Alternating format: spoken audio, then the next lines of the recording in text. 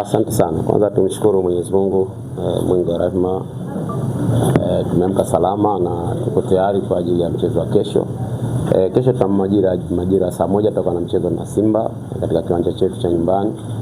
Bila shaka niseme tumejipanga vizuri katika mchezo huu na sioni kama kuna tatizo lolote. Wachezaji wako vizuri, wako hali nzuri, tumerudi Dodoma tukiwa wazima. Basi mimi na imani kesho tumesawazisha makosa yetu.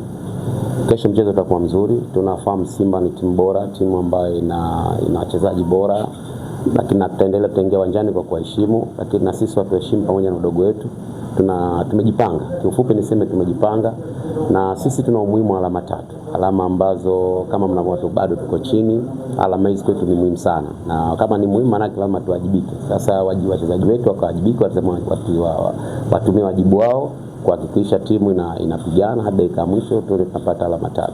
Ni mchezo ambao utakuwa ufundi zaidi. Nina imani Simba wanarudi katika mashindano, wako vizuri kifiziko, wako vizuri kitactic, na sisi tumejiandaa kwa hayo.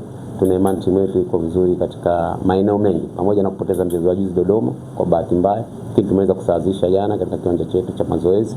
Na imani vijana wako vizuri na wamesikiliza maelekezo. Kesho ataenda kuwajibika katika hali na mali kuhakikisha kwa tunapata alama hizo muhimu kwetu. Shukrani sana mwalimu. Nakaribisha maswali kwa mwalimu.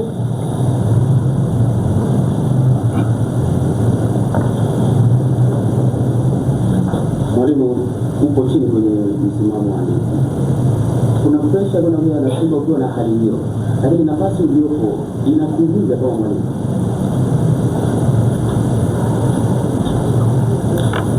Kwanza tujue kwa kesho tunacheza mchezo mkubwa katika nchi yetu. Tuna mchezo mkubwa baina ya Simba na KMC. Lakini mimi niseme pressure ambayo tulikuwa nayo ni kubwa, bado tuko hali ya chini. Lakini timu bado imeimarika, kila siku inaimarika.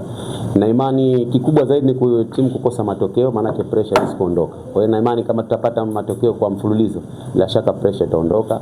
Na kesho zote tunaingia kwa kutafuta kutuliza hiyo pressure wa shabiki, kutuliza pressure ya klabu yetu pamoja na vijana wangu.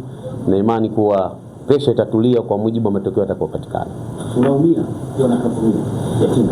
Ni kweli, hakuna somia. Ikiwa unaumia basi mimi nitaumia zaidi kama mwalimu. Swali lingine? Mwalimu, pole kwa safari ulionayo.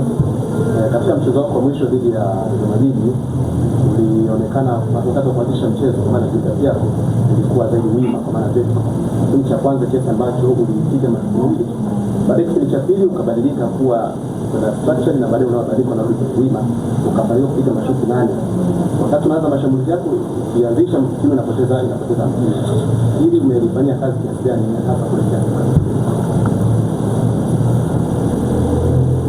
Kifupi wajibu wetu tunapokuwa na timu tunafundisha, maana yake kuna makosa tuyaone, tuje tuyatetue katika kiwanja cha mazoezi. Tumeshafanya mazoezi ya aina hiyo ambayo kikubwa zaidi ni kuwa wachezaji wawe makini. Kupoteza pasi ni kupoteza umakini. Kwa hivyo umakini nadhani tumeshaweka sawa. Bila shaka tunacheza na timu kubwa, kwa hivyo nadhani timu ambayo ukifanya makosa inaweza kukuhukumu. Naona hakitotokezea kiasilimia hizo ambazo umeziona. Kiasi fulani naona watakuwa vijana wako sawa. Kuona sasa kama kuna nafasi wanaipata wao waitumie, lakini vile vile wawe makini katika kupoteza nafasi ambazo zinaweza zikatuhukumisha katika makosa ambayo tutakayofanya.